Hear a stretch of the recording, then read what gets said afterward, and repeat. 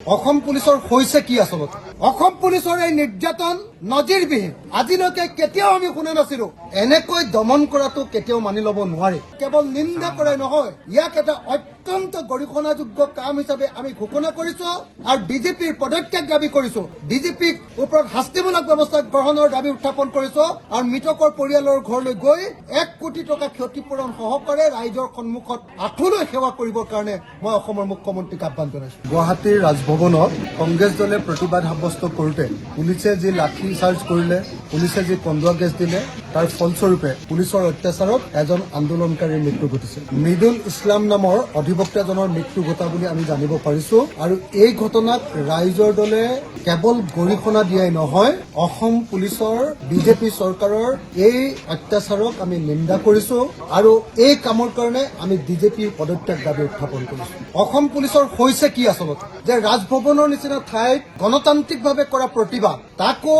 অসমৰ সৰ্ববৃহৎ বিৰোধী ৰাজনৈতিক দলটোৱে কৰা প্ৰতিবাদক এনেকৈ দমন কৰাটো কেতিয়াও মানি ল'ব নোৱাৰি ৰাজভৱনত কৰা প্ৰতিবাদত যদি বিৰোধী দল ৰাজনৈতিক দল এটাৰ ওপৰতে ৰাজনৈতিক দলৰ কৰ্মীৰ ওপৰতে যদি এনেকৈ আক্ৰমণ কৰিবলৈ হয় তেতিয়াহ'লে তাৰ অৰ্থটো হ'ল চৰকাৰ এই মুহূৰ্তত নিজেই নিৰাপত্তাহীনতাত ভুগিছে সেইকাৰণে আমি কংগ্ৰেছ দলৰ সদস্য মৃদুল ইছলাম ডাঙৰীয়া এনেকৈ অসম পুলিচে হত্যা কৰাক নিন্দা কৰিছো গৰিহণা দিছো আৰু অসমৰ ডিজিপি জিপি সিঙৰ পদত্যাগ আমি দাবী উত্থাপন কৰিছো লগতে আমি দাবী উত্থাপন কৰিছো যে এই ঘটনাৰ কাৰণে অসমৰ মুখ্যমন্ত্ৰীয়ে ৰাজহুৱাকৈ ক্ষমা খুজিব লাগে অসমৰ মুখ্যমন্ত্ৰীয়ে দুখ প্ৰকাশ কৰিব লাগে অসমৰ মুখ্যমন্ত্ৰীয়ে মৃতকৰ পৰিয়ালৰ ঘৰ ভ্ৰমণ কৰিব লাগে আৰু অসমৰ মুখ্যমন্ত্ৰীয়ে মৃতকৰ পৰিয়ালৰ ঘৰলৈ গৈ মৃতকৰ পৰিয়াল ঘৰক অন্ততপক্ষে 1 কোটি টকাৰ ক্ষতিপূৰণ ঘোষণা কৰিব লাগে অসম পুলিচৰ এই নিৰ্যাতন নজিৰবিহীন আজিলৈকে কেতিয়াও আমি শুনা নাছিলো কোনোবা বিৰোধী দলৰ এজন মানুহক আটাইতকৈ সৰ্ববৃহৎ বিৰোধী ৰাজনৈতিক দলটোৱে কৰা প্ৰতিবাদৰ ওপৰত